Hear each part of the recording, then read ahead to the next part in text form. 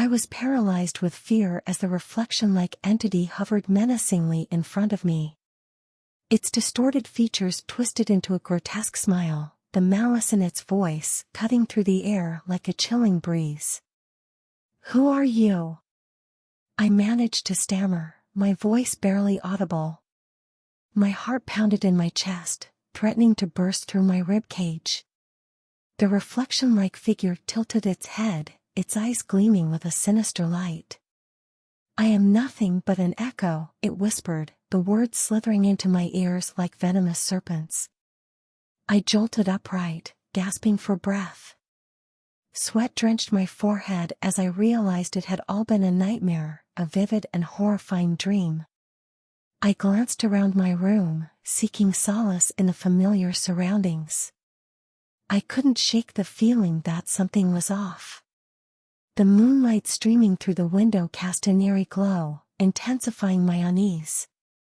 As I sat up, my eyes were drawn to the mirror on the opposite wall. I stared at my reflection, half expecting to see the monster from my nightmare. But the mirror only reflected my own terrified expression. Taking a deep breath, I tried to convince myself that it was all just a product of an overactive imagination.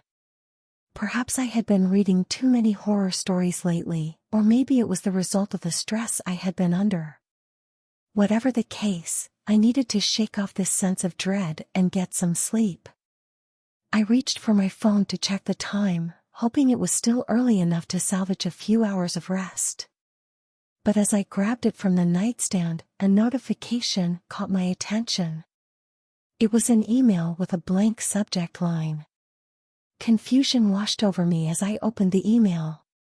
The sender was anonymous, and the message contained only one sentence: "Did you sleep well, Sarah?" My heart raced, and a chill ran down my spine. How did they know my name? And how did they know about my nightmare? I quickly dismissed it as a sick joke, the work of an internet troll seeking to terrify unsuspecting victims. But as I tried to calm myself, another notification popped up on my screen. It was a video message from an unknown sender. Hesitant but curious, I clicked on it. The video started with darkness, but soon the image became clear. It was me, sleeping peacefully in my bed. The camera angle suggested that it was taken from within my room. I felt a surge of panic, realizing that someone had been watching me. As the video played on, my eyes widened in horror. I saw myself tossing and turning, plagued by the nightmares that had tormented me earlier. But there was something different about this video. The room around me seemed distorted, as if reality itself was warping and twisting. The camera panned to the mirror on the opposite wall. I saw my reflection staring back at me with hollow eyes and a familiar malicious grin. It wasn't me, it was the twisted version of myself from my nightmare. A chill ran down my spine as the video continued. The reflection started to move independently, its hand reaching out towards the glass as if trying to break through. I watched in horror as cracks formed on the surface of my mirror in real time, one by one, as they formed on the mirror in the video, spreading like a spider's web. The mirror was coming alive, its malevolent presence seeping into the room. I couldn't tear my eyes away as the reflection stepped out of the mirror, standing at the edge of my bed. Its voice echoed in a low, distorted tone, filled with malice. "Sarah, it's bedtime," it hissed, its words sending shivers down my spine. In a panic, I reached for the lamp, desperate to dispel this nightmarish apparition. But as the light illuminated the room, the reflection vanished. I jolted upright, gasping for breath once again. Was I still dreaming? I pondered, my heart pounding in my chest.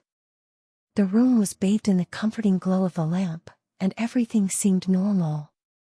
Had it all been just another nightmare within a nightmare? It felt so real, so vivid, but perhaps my mind was playing tricks on me once again. I took a moment to catch my breath, trying to steady my trembling hands. But as I surveyed the room, something caught my eye. The mirror was still cracked. This was a chilling reminder that the nightmare had not just been a terrible fever dream. I rid my house of all mirrors in a desperate attempt to maybe sever its connection to my reality, and for a couple of weeks, it seemed to have worked. During that time, my life had returned to normal. The nightmares had ceased, and I began to believe that maybe the mirror itself was cursed, a gateway through which the malevolent entity had entered my life. After a particularly exhausting day, I decided to indulge in a relaxing bath. The warm water enveloped me, easing away the stress of the day. I closed my eyes, allowing my mind to drift. As I opened my eyes, I caught a glimpse of movement in the water. My heart skipped a beat as I saw my reflection, distorted and shifting beneath the ripples.